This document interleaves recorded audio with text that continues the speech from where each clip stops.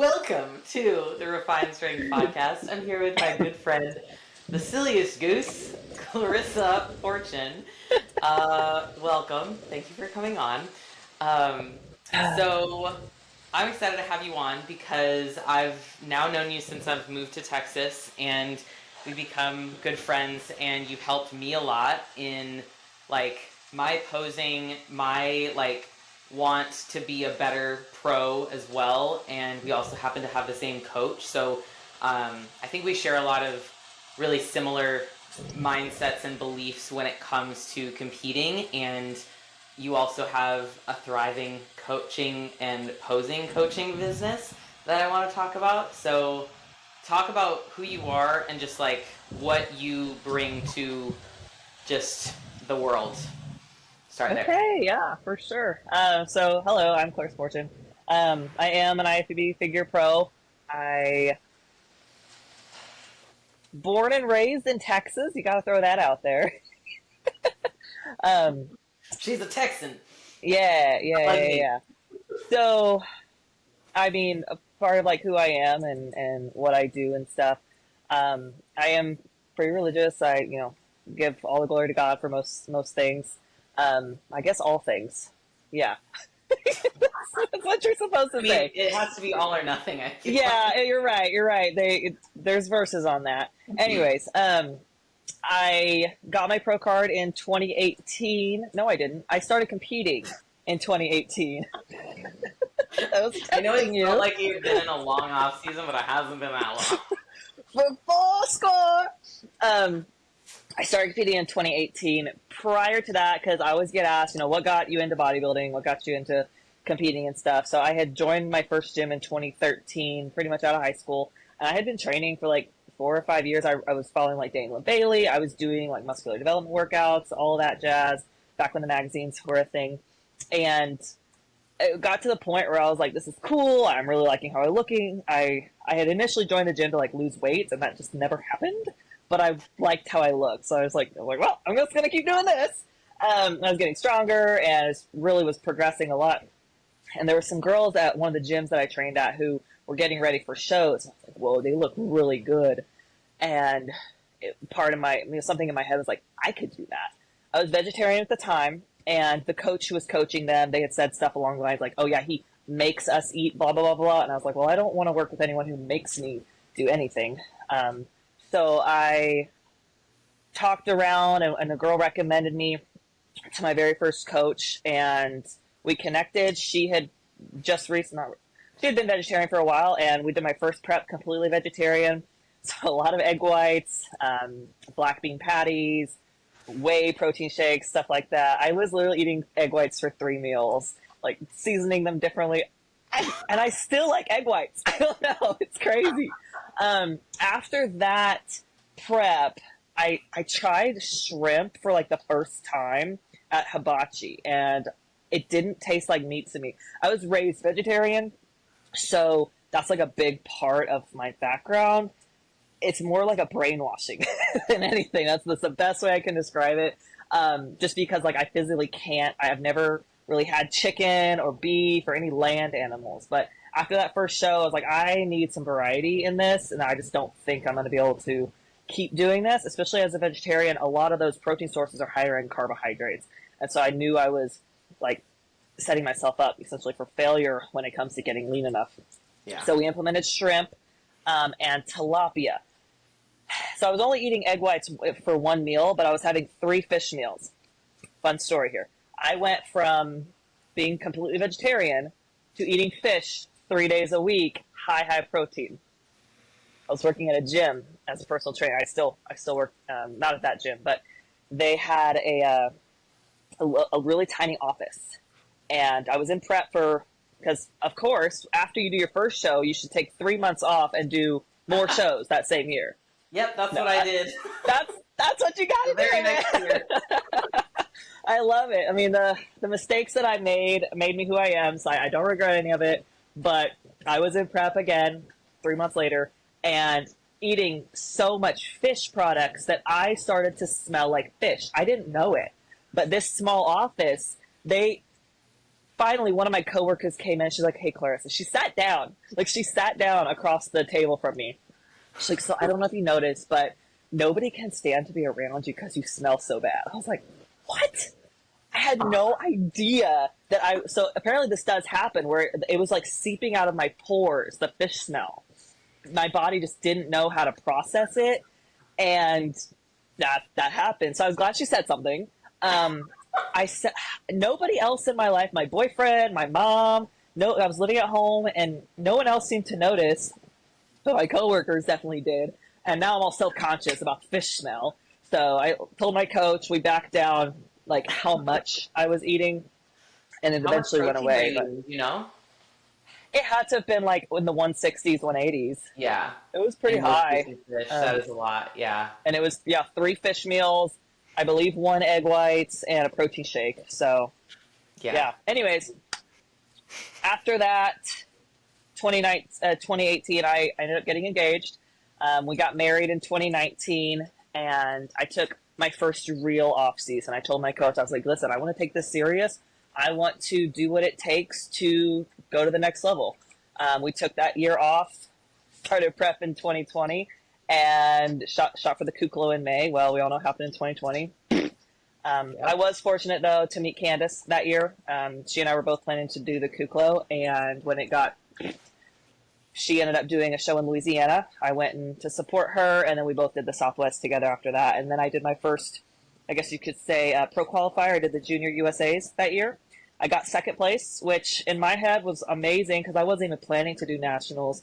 I had, those people in your life who are like, "Oh, you should, do nationals. You're ready." Stacy Fott was my posing coach at the time. Oh, yeah.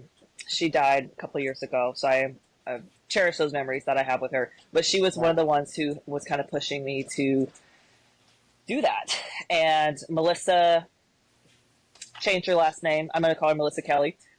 If you're watching this, I'm so sorry. I'm pretty sure she goes by Melissa Kelly, though.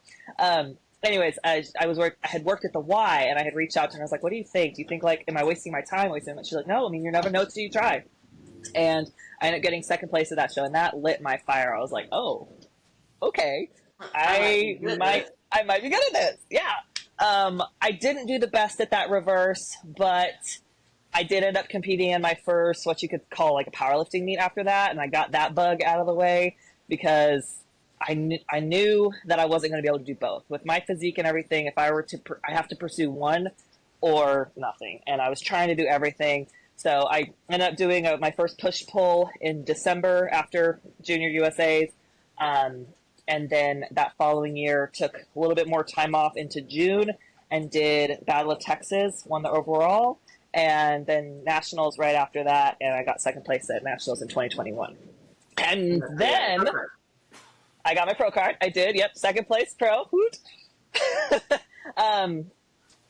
We moved. It was a pretty big move. So I lived in kind of the same area my whole life, and all my family's here, all of Brandon's family's here. We decided in 2022 to take a pretty big move to Houston and pursue commercial diving.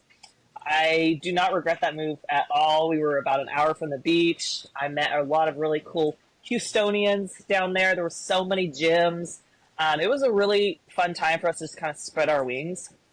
But we decided that, first of all, he didn't really want to.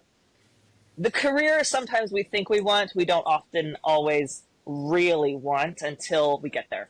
And that's part of life. I mean, I've had that happen to me before. I did go to EMT school, and I'm in it, and I was like, oof, a lot of drama, a lot of people dying.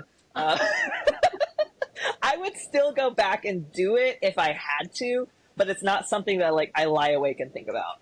Yeah. So he was offshore for about 3 weeks and had no idea when he was coming home. And he was like, "I don't think I can do this," because they had a gym, but think of like the smallest hotel gym you've ever been in, and that was it. And for a powerlifter, because he's a powerlifter. I would call him an elite powerlifter. He might be pulling close to 800 this July.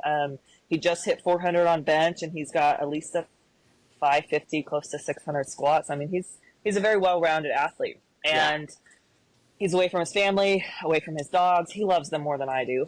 Wow.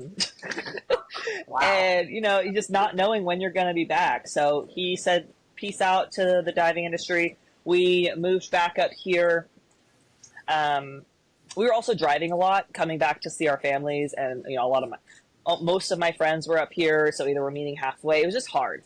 It was just something that I was like, I don't know if we could do this long term and really be happy, because half of our hearts would be over there. Like, all of his friends are here. His best friends are here. So that was one thing that was into account when we decided to move back. And the last year we've spent saving. We bought some property, and now I am in my RV. We're living out here on the property. It's just really nice to have our own space, even though it's like small, and I only have this plant. This is the plant that decided to come with me. Wow. And he was good. And then Brandon stuck him outside. I put him in the Yukon as like a greenhouse. I was like, this is perfect. The Yukon's like humid. He's going to thrive. And Brandon drove and tossed him out. And then he put him back together and stuck him outside, and he got monsooned on. Yeah. So anyways, yeah, he's been through it, as you can tell. But yeah, so I have been in off season since I stepped off stage in 2021. I did end up switching coaches after that.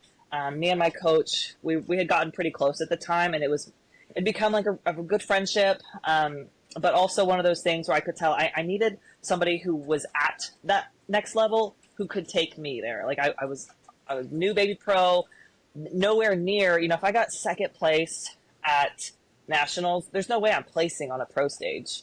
Like, that's just not realistic, right? Yeah. I knew that I have a really good shape. It's just shape without density, without conditioning, is not going to get you very far. So I decided to take. Off season you had taken up until that point was only like just over a year, right? November to 2019. Yeah, I'd say like 13 months. Yeah. 13 month off season. Now that you've been in an off season for like 2.5 years. Yeah, over 1,000 days. Wow, how did I do that? Like, how did I think that would work? Well, and it did. Like, I mean, I saw progress for sure, but on stage, my weak areas are always conditioning. So, like, I probably could have won that show, at least my class anyways, if I had been leaner, but wasn't. So, you know, I'm still very happy with the second place I got. Well, and I lost by 1 point. Really matters. What matters after you turn pro is like how you look as a pro, what you're placing as a pro. Yeah. No judge with the pro circuit cares that you were a second place pro. So if they do, then care really are like keyboard warriors after nationals, and then they go away. Yeah. Well, probably the girl who beat me too, but yeah. So I ended up switching coaches. I did some coach searching, and I landed on Mark. I decided that, you know, he was going to, like I said before, I don't like people who are going to like tell me I have to do this or I have to do that. I really appreciate having someone who would work with me, and we've gone through a couple things. We're on our 4th growth phase, probably going into our 5th one here in a couple weeks or so, hopefully. I don't like maintenance phases. They're not fun. Lame. Anyways, but you know, we did struggle. I broke out in those hives about last March. I had a whole histamine reaction, so pulled all the food, put me on some gut protocol stuff. Not really. I mean, it was like glutamine, things I just wasn't taking before. Haven't had any issues since. I'm really careful around gluten. I do notice a difference.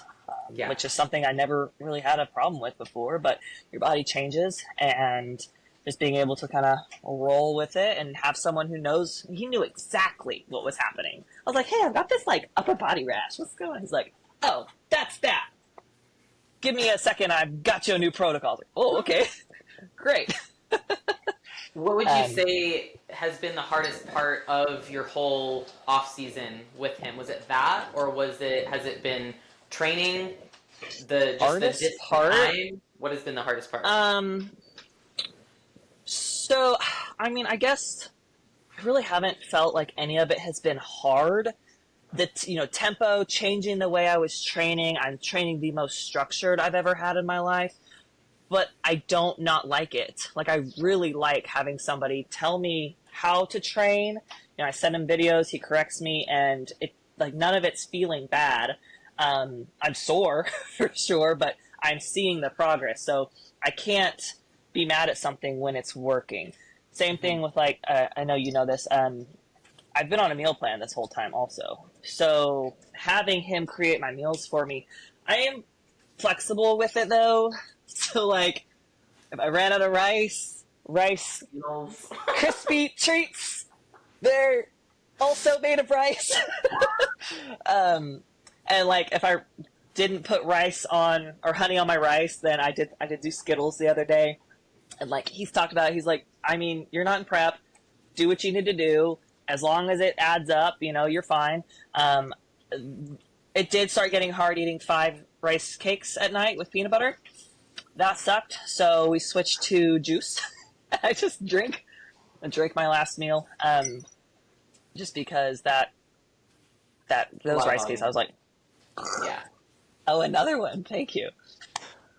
Yeah, I think with, like, how off season, especially really long off seasons, it's easy to, a lot of people, like, especially clients, I know you work with plenty of people that have to go either in an off season or just, like, a long growth phase if they want to see the result they want, like, as a lifestyle client.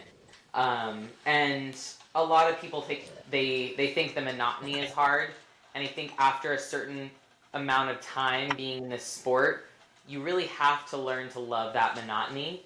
And, like, so you're saying, like, none of it's really been hard, but, like, at the same time, it's hard just doing the things that we're doing, right? Like, training until failure and, like, getting enough food in, that's hard. Yeah.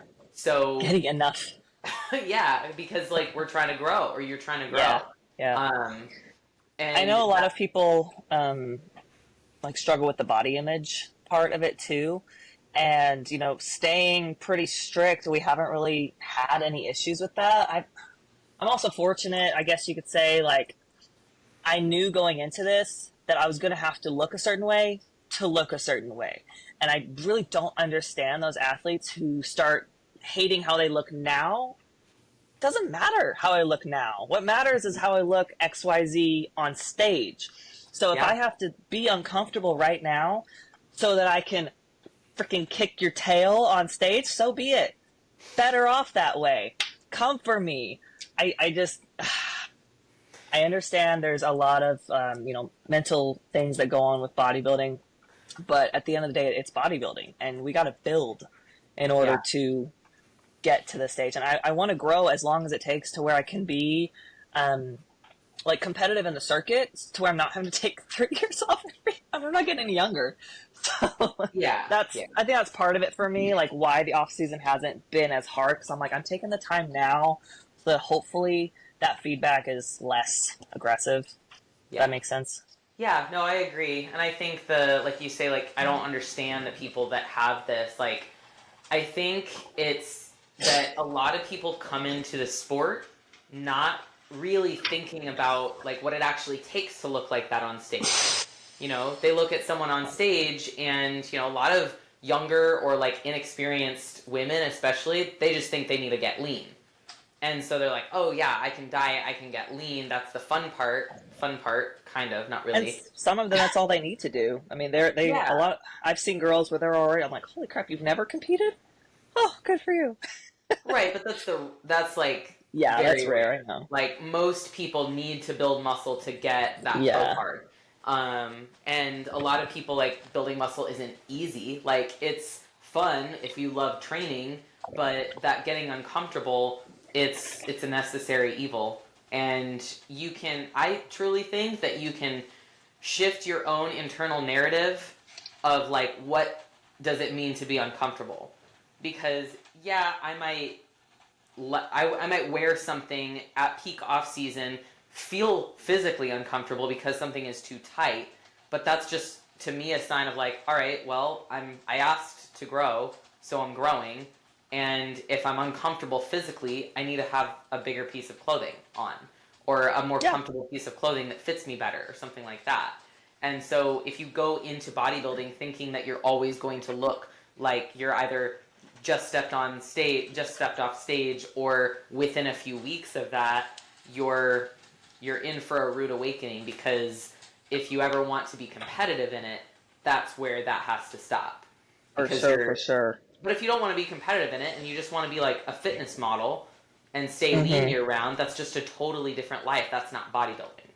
Yeah, 100%. Well, and unfortunately, a lot of the people look up to are the Olympians who are competing every year, who have to stay a certain body fat in order to be competitive, which I get. But if those people on stage, whatever, are continuing to get feedback of, grow your legs or grow your back or blah, blah, blah, blah, they keep showing up to those shows and they win and they do really well, because you can make decent progress on whatever cycle you're on. Enough muscle maturity. That's another thing. Yeah, with muscle maturity and 3 months. You can do a lot in a 12-week growth phase for sure. And for some people, that's all they need. But for most of us, it's going to take more than that. So what I was getting at is, they see these high level pros staying really tight and really conditioned or whatever, or I guess you could just think of it as leaner than most people. Yeah, because even you and I, like, we're not overweight, we're just structured. Yeah. Soft for sure, but I can't go anywhere and somebody be like, "Oh, you work out." There's definitely that difference between like a soft physique that still has a lot of development to have that look of like, oh, wherever she goes, she's gonna look like she works out in the gym or out of the gym. And then there's the like slightly denser off-season look, like denser, thicker off-season look that if you don't have the muscle maturity, then you're not gonna have that pushing through the body fat as much.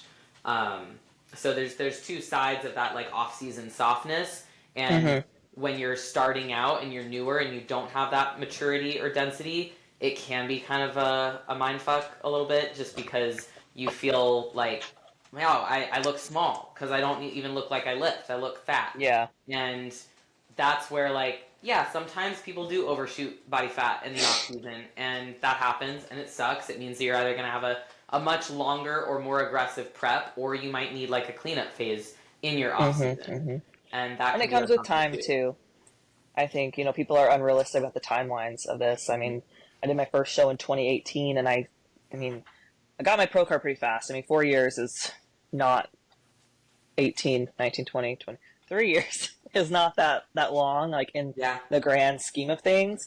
I know girls who worked, 10 years to get theirs, and ultimately that time, and I really haven't been off any of it. Even when we moved to Houston, I was still on the ball, just found other gyms, and if anything, I was more on the ball because I didn't have anybody distracting me.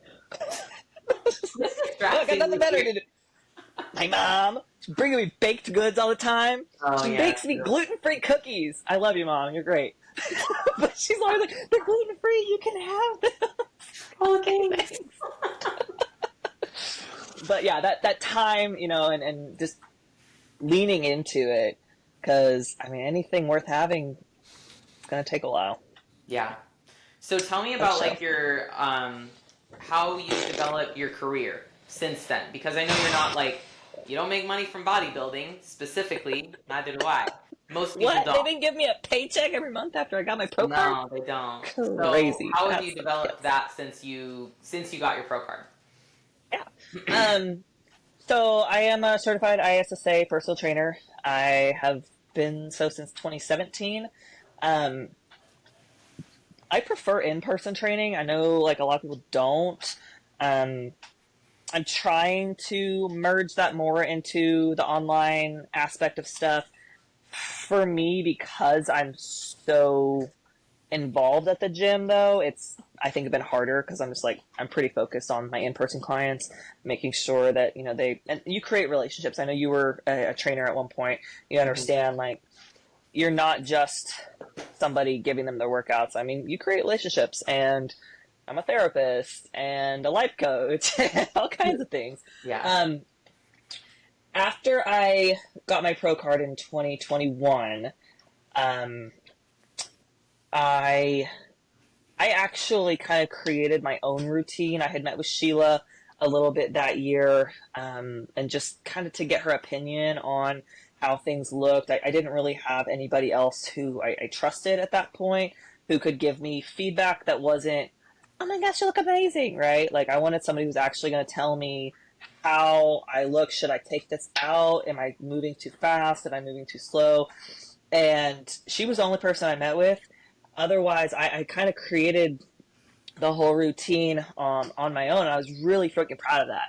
It took some time to figure out, what was going to be good for my physique. I had practiced different poses that I never used before, because I'd seen other athletes do them, but I had to figure out how it was going to work for me. And in doing so, I fell in love with the posing process, and I'd been to other, group classes, and I had a one-on-one posing coach when I first started in 2018.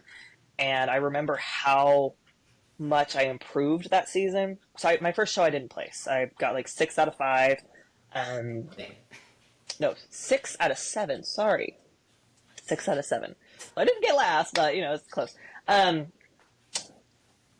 Didn't pose at all. And then when I'm getting ready for my show, I'm like, oh fudge, I don't know anything.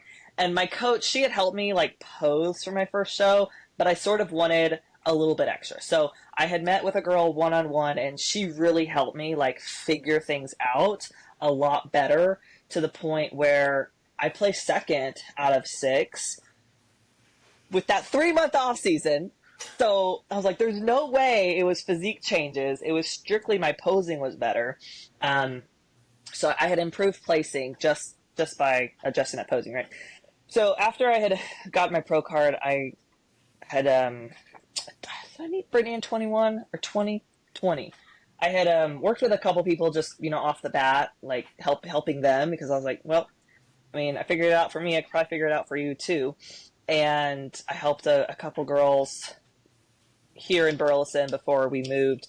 And then when I was in Houston, did a couple posing sessions just kind of off the bat. When I moved back, though, I was like, I want to really try to push this. And the best way I've seen to, get clients, or I'm not trying to make this a sales pitch, but like the best way to show people what you're talking about is to actually show people what you're talking about. And so that's when I started creating a lot of like posing content and just putting myself out there, right? Worst case, somebody calls me out and tells me that I don't know what I'm doing. And you always have like that imposter syndrome, like somebody's going to come at me and just flip this table over and tell me I don't know what I'm doing, right? And they might be right. I don't know. Done that? No, nobody's done that. The only person who sort of did, I don't know if you remember that video I made about the gut distension. I had put a little disclaimer in there because I didn't want like hurty feelings, and somebody called me out on the disclaimer. What did they say? He just said the disclaimer is so 2024. I was like, listen, you gotta do what you gotta do, okay? Try not to hurt feelings here. I am genuinely a nice person. So yeah, I was making a lot of posing content and just, ultimately trying to educate. I do work shows as well, so I'm an NPC expediter here in Dallas. I had worked a couple shows when I was in Houston as well, so I was really honestly lucky to get on with the team here in Dallas. I love working backstage with the athletes and having that like firsthand contact with them. So they've got questions, I've got answers. So with my posing clients, I've been able to kind of do that same thing. Like, you've been to those Know Before You Go seminars. Mm-hmm. A lot of my clients haven't. And so I just like try to make sure that they know a lot of things before they go. So when I was first making that content and stuff, a lot of it was just like little things, like how long do you have on stage, right? Some people don't know. They only have 10 seconds. People get told 30 seconds. I'm like, where? Yeah. Where are you getting 30 seconds? And then like what side of the stage to walk in on, or trying to think of some other ones. What to do when you're switching places in the line, or that trick where we stand on the end and we turn in. I didn't make any content. Yeah, I haven't made a content about that one because I don't know how to put myself into 5 frames. I know you can, but I'm just not that technologically able. So making that content, right? And then eventually it picked up, and I started getting more people interested in working with me. Had a number of people in person, and then virtual as well. 2023, had one of my wellness girls place fourth at nationals. My girl in Louisiana, she got the overall there in September. There was a couple other like GBO and OCB athletes as well. Even a couple guys who I had worked with too. So it was really cool to be able to kind of go outside of just the NPC and see how other federations do stuff. It's weird, if you're wondering. Freaking weird. It is. I was pissed because my NFF girl got thrown this wild card of a figure pose down. Oh, and yeah. She's like, I've seen those. what? Yeah. I'd never see that. I didn't know to tell her to, I don't know, just hit a bunch of model. So I think one girl was like literally like throwing flexes and stuff. But so it's been interesting to hear those stories that come back.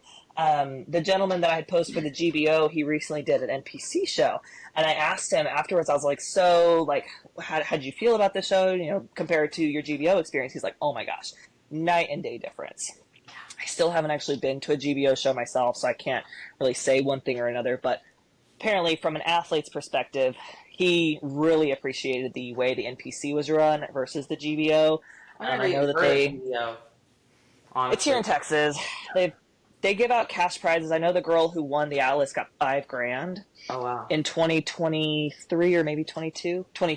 And then she right back around and got her pro card. So, I mean, she was able to use her $5,000 from the GBO Federation to then go and get her IFBB pro card. As you know, once you're an IFBB pro, you have to denounce all other federations, which to my knowledge she has. None of my business. But, yeah, do you have any other questions? Like, anything in detail about posing? I've just been talking. Yeah. So, when you're building a posing routine for someone, what is like your first step? Like, talk about your process, Sure. and maybe like relate it to how if someone was starting to think about creating their own routine, too. So, first thing off the bat is what division are they doing? Mm-hmm. Second thing is what's their level? Is this a first-time athlete that's never stepped on stage before? I'm not throwing a bunch of spin moves at you. I can you walk in heels? Oh, it's a puppy dog. She left me. Look, my baby's asleep, and it's just a Troy boy. She's kind of big. Anyways, all right, back to that. What division? What's their level? Because if they are a more experienced athlete, I'm going to treat them as such, and we're going to then kind of break down their physique. By that point, they should know their mandatories. Front, we'll use figure, just easy enough. Front, side, back side. When I'm looking at them, I should be able to know, okay, this athlete, you know, her upper body is a little bit lacking, so we really gotta kind of draw the eyes, not to what we're missing, but to the whole thing. So how can I pose her legs to look less aggressive, right? I'm probably not going to do any wellness poses for that girl because she's already imbalanced, okay? So maybe that stacked straight leg figure pose, it's just very streamlined. If I pull her elbow around far enough, we can give her a really nice V-taper and the illusion of maybe a little bit more upper body. She can also push her hands down into her sides to help cap the shoulders a little bit more, kind of down with the arms and into the side. You could think like the men's front lat spread where they grab onto their hips here and then they push down. Really nice, but then we're twisting in that too. But yeah, so routine creation, what's the division, what's their experience level. Also, I take into account where they're competing. Is it Texas? Is it another state? Because different states do give you more time. Texas, because our shows are so big, that's why we have such a small time frame for the routines. You know, even the men's bodybuilding and classic physique at one of the shows I worked in December, they got their routines cut to 30 seconds instead of a minute.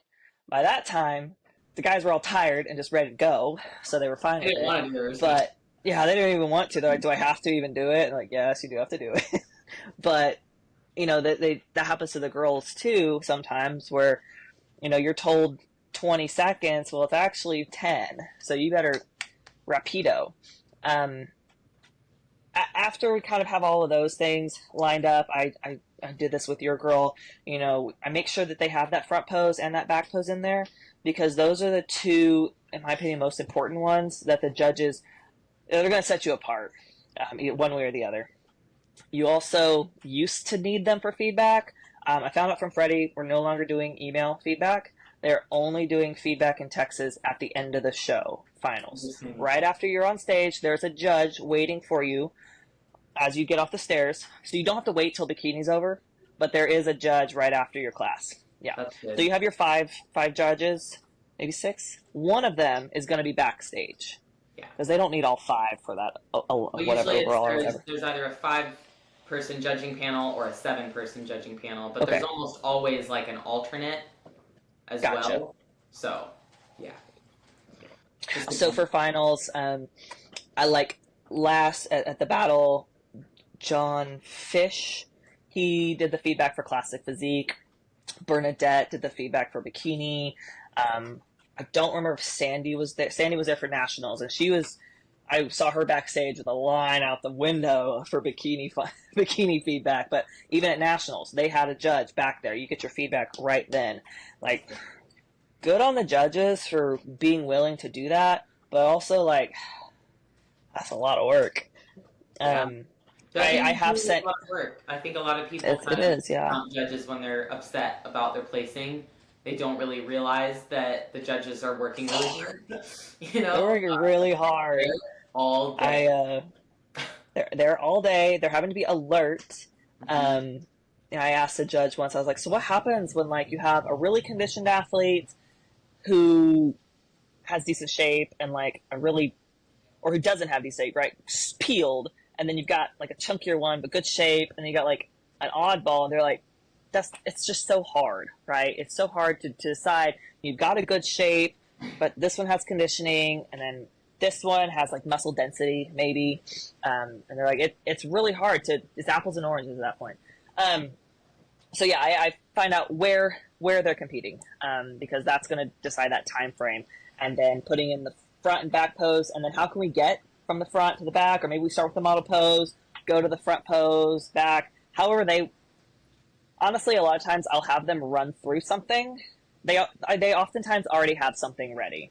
Yeah. If it's a brand baby new athlete and they don't, then I'll kind of put something easy together and I'll video myself doing it and I'll send it to her. Hey, do this. Next time we meet, we'll do it together, kind of see how it's flowing. If it's not flowing, we'll figure it out. But for those who already kind of have something put together, I don't want to explode that. Sometimes I do. But I try not to derail the entire ship. Yeah. I want to. I don't want to lose their personality. Yeah, exactly. They're already comfortable with it. Even when we were posing with you, you like those poses. You like what you're doing. Otherwise, you wouldn't be doing it. Mm-hmm. But there's always ways that we can make it maybe a little bit better or make a little bit more sense. And so that's kind of where I come into place with an more experienced athlete is, okay, that looks good, but this. What do you think of this? How can we make this look a little bit better? Take less time. Oftentimes what they're doing is just a little too fluffy, and we need to cut it down to where it's still very pretty, very flowy. I don't know if you saw Chantel's routine. A lot of hip hops, a lot of hair tosses, a lot of personality.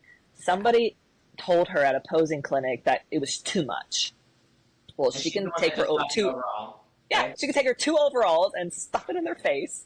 I was like, you're going to have people who don't like that. That person was a women's physique athlete. Okay. Pro judge, I don't know.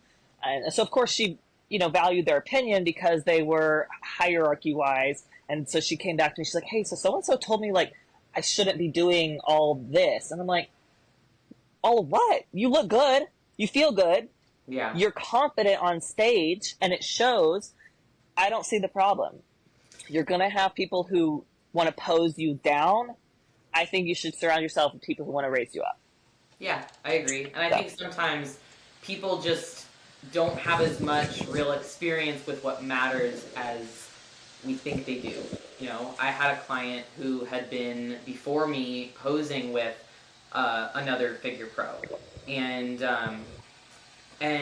no shade to the Figure Pro, but the Who girl, was it? I'm just kidding. the client was doing her side pose a certain way, and I asked her, like, why do you do your side pose like this? Because I really think I'd rather you do it like this, and basically she was doing it where she was showing just a thicker waist, like she was letting her hips come like around. Follow, yeah.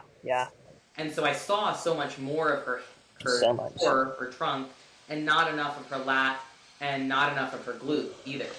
And like she has a small waist, so why not showcase it? And capitalize on, especially in that side pose. That's a tough one. Yeah, and she said, like, well, my last posing coach told me to do it this way. She says it makes me look wider or bigger or something like that. And I was like, all right. I took a picture of her doing it the old way, and then a picture of her doing it in like the new way that I told her.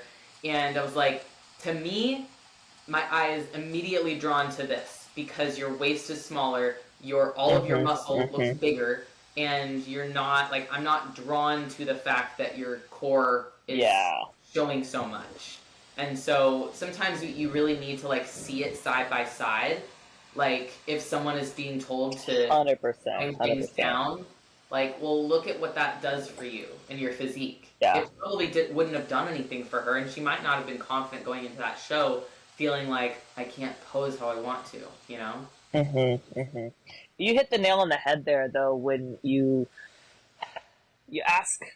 give reasons behind why you're doing something. I try to never just tell somebody, hey, do this, do this, do this. I try to add value behind that. Hey, I want to see more of your elbow because it's going to show me more of your shoulder, which is going to make your waist look smaller, which is going to make that upper body look bigger. Or I want to point that knee out, which is going to kind of accentuate that quad line a little bit more because you have great quads and I really want to show those off. I want to squeeze a little bit more too as we do that, and that's going to pull up in the adductor. Adding those reasons adds value, adds trust. And I think a lot of people just, no, you need to do this because I said so. And that's not, I didn't ever respond well to that. I really respond well to like, oh, well, why?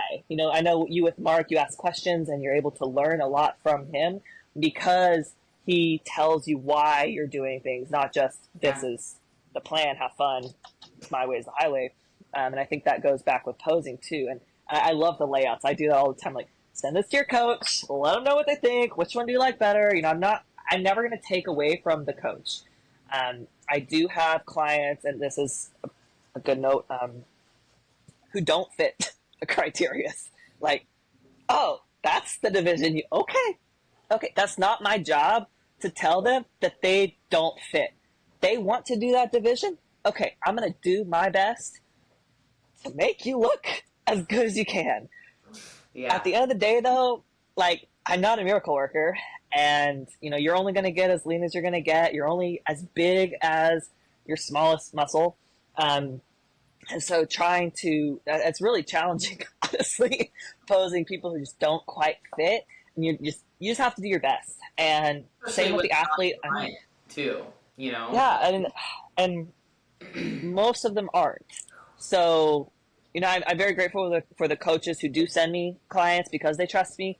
And I try to vice versa that, I'm never going to steal a posing client. Like, that's just not who I am. But I try to enlist that trust with their coach too. I want to work with you. I had a client who was like, listen, you need to stop training upper body because if you want to do wellness, you've got to pay attention to that lower body. And right now, all I see is arms. Like, but she really wants to do wellness. Her posing has improved immensely. As she's leaned down, her arms have come down. And I think having that conversation with her coach that she might not have had otherwise because she didn't know. So sometimes I do have to say things just because I want these people to succeed. I want you to do well. But if you keep training your arms and you keep growing, it's going to make it real hard to succeed on a wellness stage. Or, if you're a figure girl and you're V-taper or whatever. Yeah, I think that type of feedback for an athlete that's like not your coaching athlete, but it's your job to help them pose and look their best on stage Mm-hmm. from that aspect. It's like you're help the athlete make more, like, just be more self-aware and like have a Yeah. better relationship with their coach too. And so what I've found in the past, when I've done posing coaches for some, or posing coaching for someone who's not my client, is like, if someone has a really hard time engaging their lats in a lat spread or even a bikini back pose or wellness back pose, like, usually I'll ask them, like, what does your training look like? Maybe maybe ask your coach about Mm-hmm. your lat training. Because, like, I remember I had one girl who was like, I asked her about her pull downs, like, what kind of pull down work are you doing? And literally, she was a figure competitor, and she only had one pull down in her entire program, and it was like a close grip pull down. Oh, wow. And I was like, Wow, very I'm nice. not saying anything bad about your program or your coach, but I would maybe ask him or her if what the reasoning is behind that, because of the Yeah. fact that you clearly have trouble engaging your lats in your training or in your posing, and training is what helps us pose. And that, because that, like, you're literally just trying to engage that muscle without Yeah. weight. And so Without weight. that Exactly. helps me Yeah. a lot, is like, if you can train better, you can pose better usually. And a lot of That goes a lot with if they don't hamstrings have the too. accountability, they can't, like, they're pulling down like this where their lat isn't even happening. Like, it might as well not be there. Oh, good times lat pull downs, man. Those are the bane, man.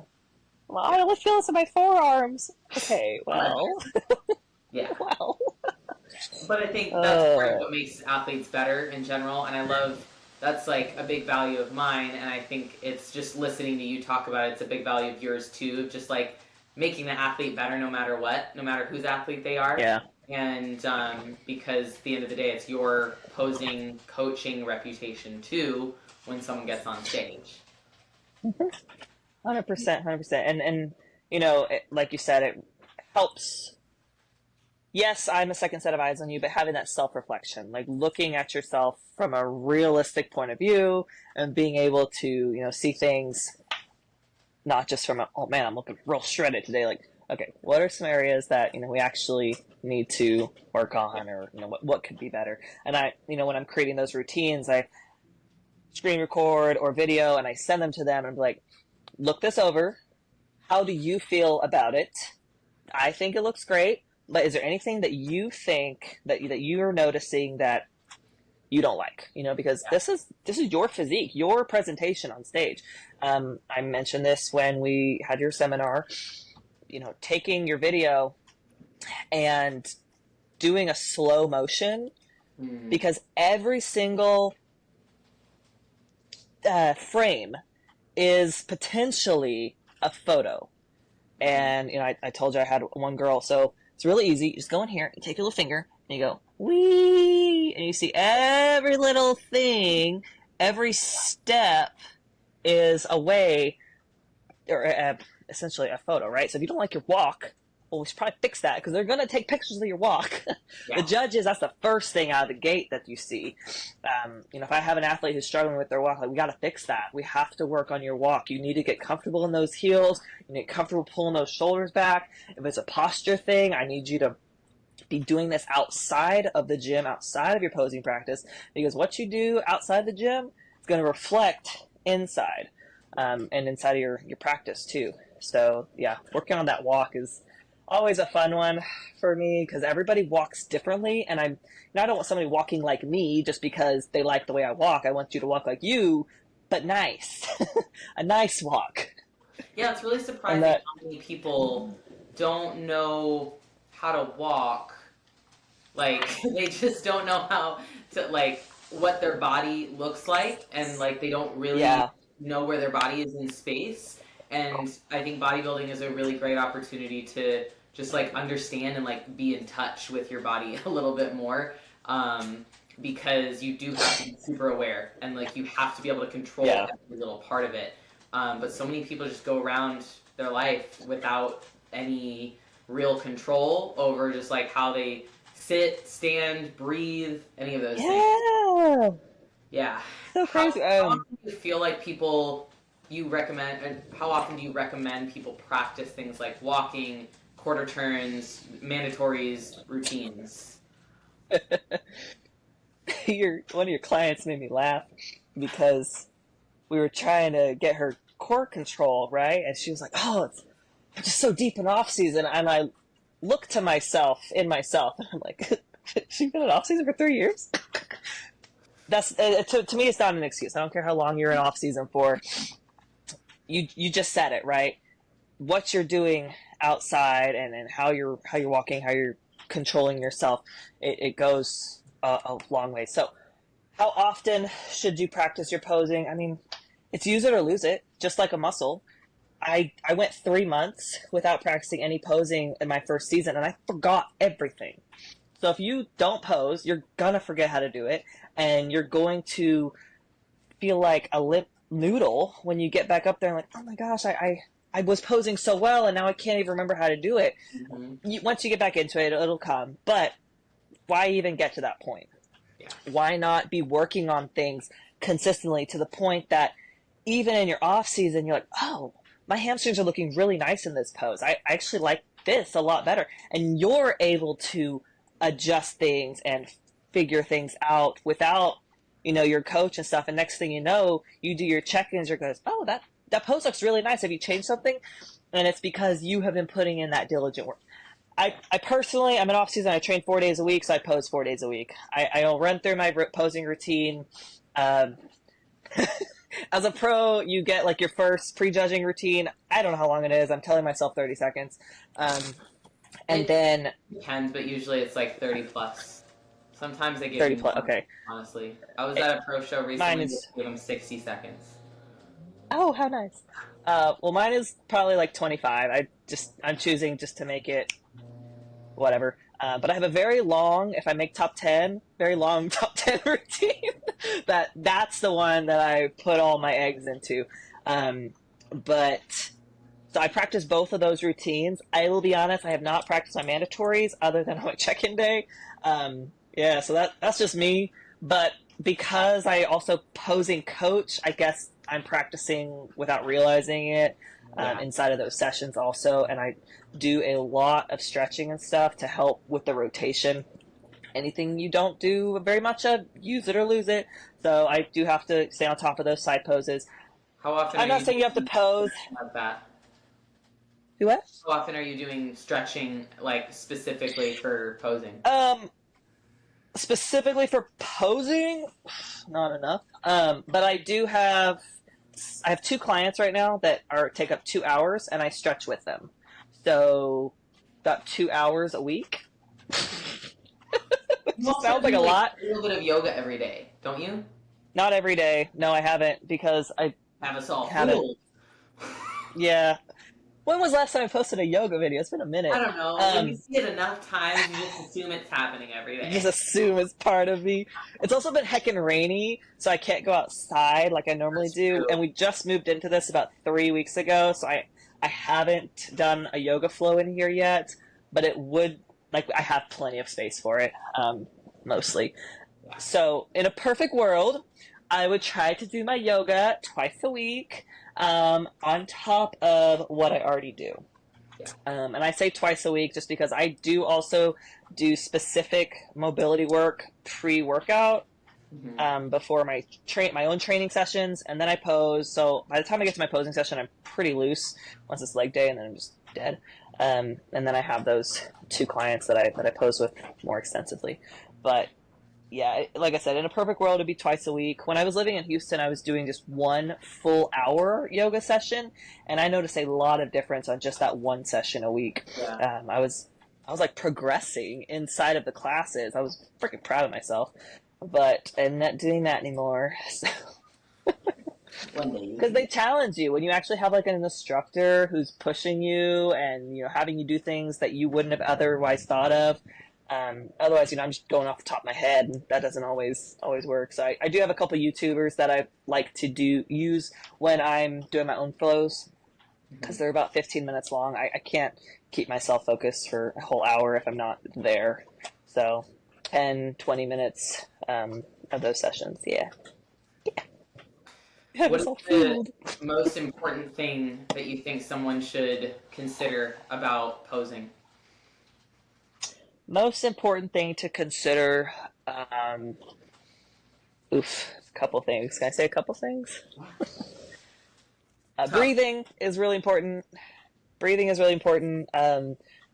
If you can pose well, but you are just letting your gut go all the time, and that is, you're really struggling with that, it's going to show in your front pose, it's going to show in your side pose. What's going to happen? Your waist is going to look bigger. Doesn't matter what division you're doing, if you can't control your breathing, you might still win the show. I have seen it happen. But it doesn't look good, right? As a spectator, do what? I said, why take that chance? Like, control your breathing. I take the chance, as a spectator, I see that happening all the time, and I'm like, oh, that does not look good. It happens with the guys. So practicing breathing into the chest, shallow breaths while you're smiling. You're doing your vacuums too, just to help with the core control.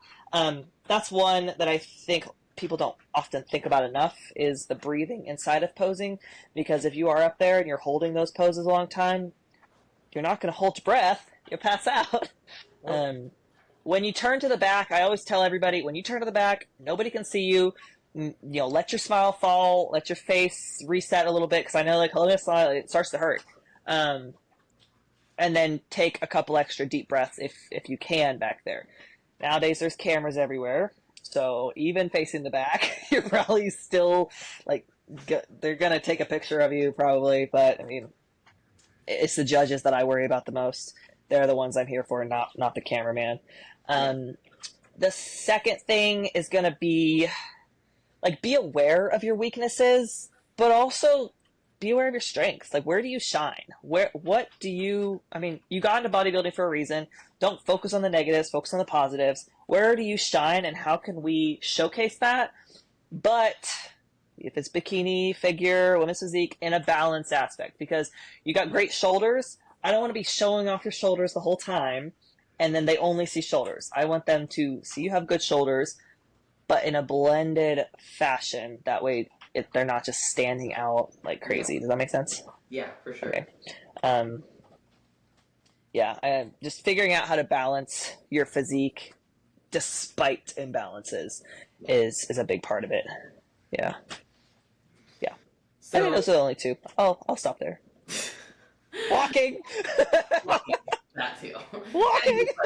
Consistency in your practice, and just, like, taking it seriously, because you can absolutely lose a show being a better physique on stage than others by posing like shit. 100%. I saw it recently with, like, even an athlete of mine. She was not the leanest on stage, not the biggest or hardest, but she won the overall because she knew how to pose her body, and nobody else did. Heck yeah. So, yeah. It goes a long ways. I mean, if you can showcase anything, you're better off. Like that show I told you that I placed second in, I was backstage like, fudge, here's another last place, because I was the smallest one. I was the smallest girl up there. The other girls had, some of them were older, so they had, like, really dense muscles, and I saw the pictures afterwards, and the one girl was, like, literally hunched over in her front pose. I'm like, well, I see why I did better. So it does go a long ways, and just like you said, being conscious of what you're doing, trying not to hike the shoulders, keeping them down, not having your arms too far away from the body. I still see that all the time. Yeah, definitely. That's in every division. It's a tough one. Question. This is more about you as an athlete. You are known for your move in silence mode. And I think it's interesting, because I think that we're in an industry where everyone really likes attention and really likes to show everything. So tell me where that comes from, and, like, why is it so important to you to, like, not have anybody really, even your close friends, know like what your moves are? So it probably has a lot to do with the fact that I love surprises and I love surprising people, and like being able to pull one off, like pull one over on somebody is just like, it's so satisfying to me. I like pranking people. It's just like, it's so fun. I don't know why. It's really fun to me.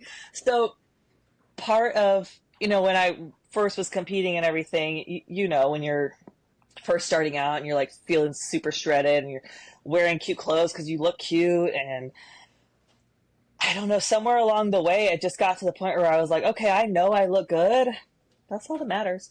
But the sneakiness, and I mean, I don't share stuff with you guys, not because I don't like you, but because I know you guys already support me, and the people who do support me, they see I train hard.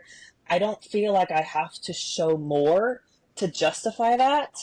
And I really, really, really, really, really just want you guys to just like explosion brain when I do like share that.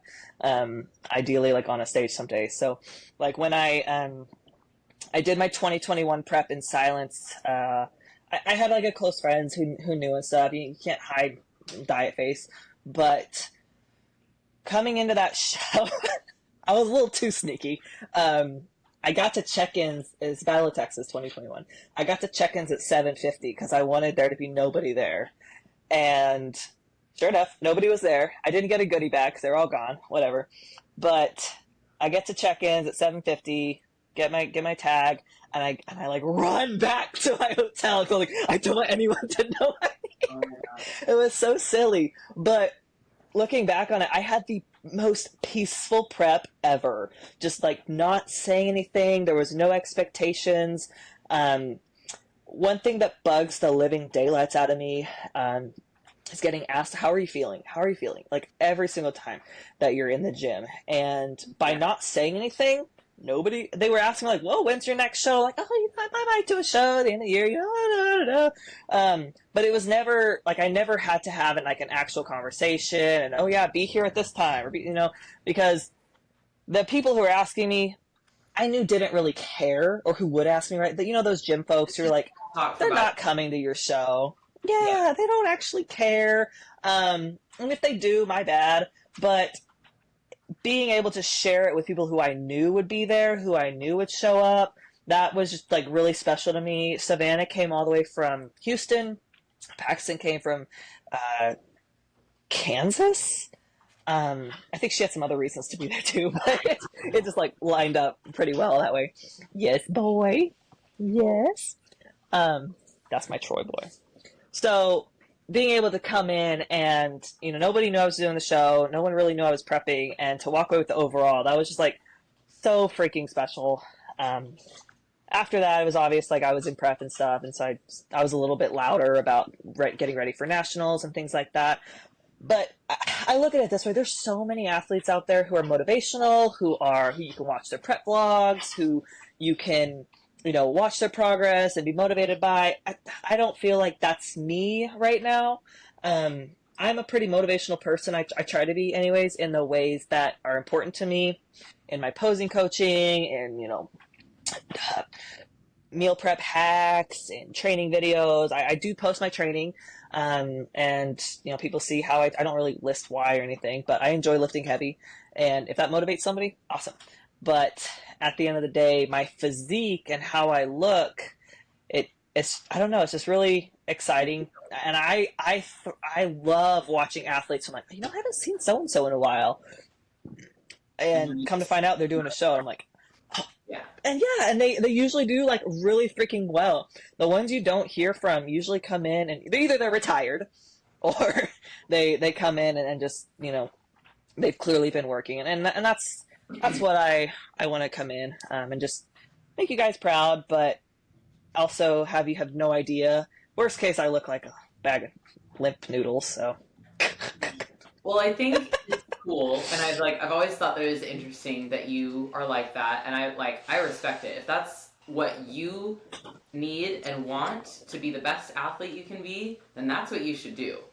And so I don't fault you for it. Like I like the thought of like Thank being you. out of my mind blown, because I know, like I visualize what it looks like when I lay in bed at night, and Okay. not really, but so no, but like I think that there's people out there that like that will share, like that you're talking about, they share everything. Like they do the prep vlogs every week and they do prep update every week and they just like show it all.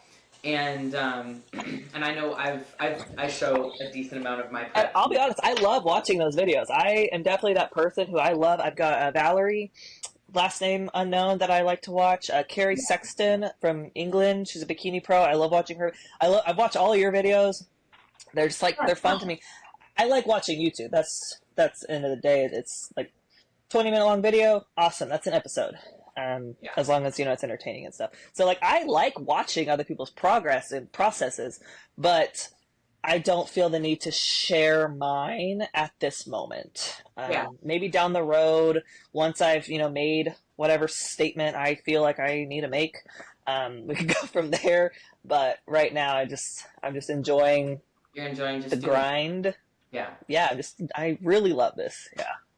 Well, what I was going to say is, like, I think there are a good amount of people out there that share a lot, that it becomes about the sharing more so about, like, more than it is about the actual doing and the actual joy of what they're doing and how much they love it. And sometimes people even get into the sport just for the sharing, not for the love of the sport. And those are the people that I see coming out of the sport with mental health issues. And not everyone, not all of them, but it is very common to start really believing and leaning in so hard to the hype that comes from your showcasing your journey. And and I don't think that, because once you're done, what's left of you, right? Yeah. Like I know you're like this. Exactly. If your whole life is you being an athlete, what else is there about you? And I try to, I think about that a lot, because I want to be a successful bodybuilder, but what's after that? And how are you building your life? If my YouTube, if my YouTube was what was making me money, then I'm screwed when I retire. Yeah, definitely. Yeah. And I think that's so true, though. People also just they believe the people that don't matter as much. Like, oh, you look so good. Like, oh, you're going to win your next show. And you start believing that if you're not careful, if you're not, like, really strong walled in terms of, like, being objective about your body in a subjective sport. Because... And especially at the pro level. Because, you have to remember, these girls have... I'm kidding you. These girls have been doing this for, 10 plus years, and you're coming into this as a little baby pro, not you, but sort of you, and you want to be able to stand with them, but you have to be realistic about it. If I come in and I've taken 3 years off and come to find out I'm still not big enough, then I guess I'm going to have to take more time off. And that's just the reality of it. Yeah. And I think that's bodybuilding. Who feels any kind of pressure from social media, especially, or people from the gym to either compete sooner than they want to, or sooner than they had planned to, or compete at all if they never planned to, or feeling pressure from everyone seeing what they look like or seeing other people. Just remember that it doesn't have to be like that. You can grind in silence and maybe consider what it would be like if you were grinding in silence, because grinding in silence allows you to really just feel it all for yourself and have it be for you, not for anybody else. And I think that's at the end of the day, that's what it should be for, is for you. And so if you're gonna share, keeping that in mind, that it's still, I think so, yeah. You.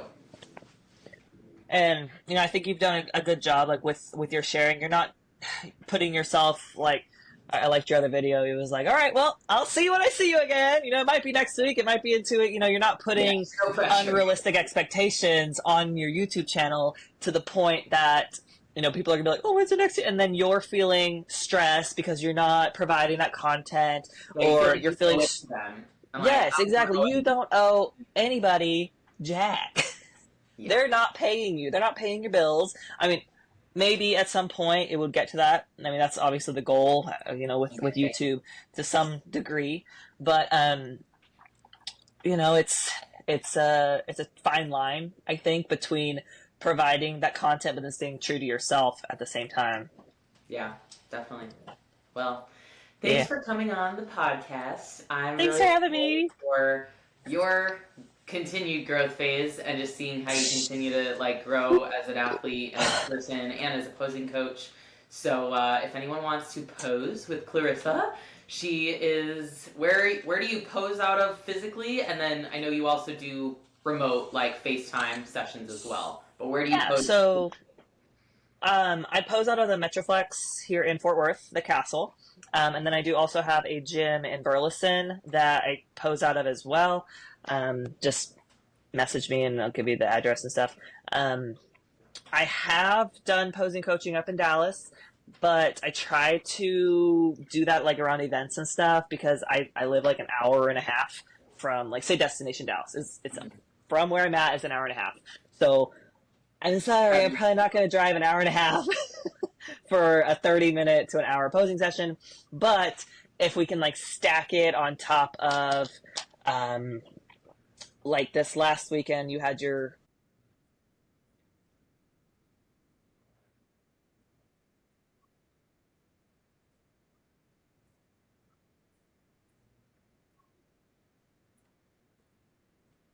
Nice. Um, I don't think so. I don't think there's anything else. Like, I'll get all of your information down on in the show notes. Your coaching company, On Top Coaching. Clarissa is a coach as well as a personal trainer, so you can work with both, or you can work.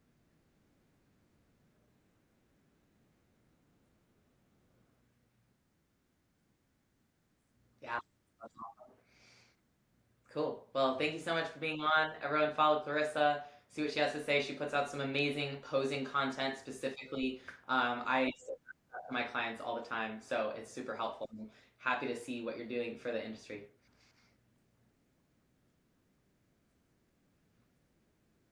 Yay!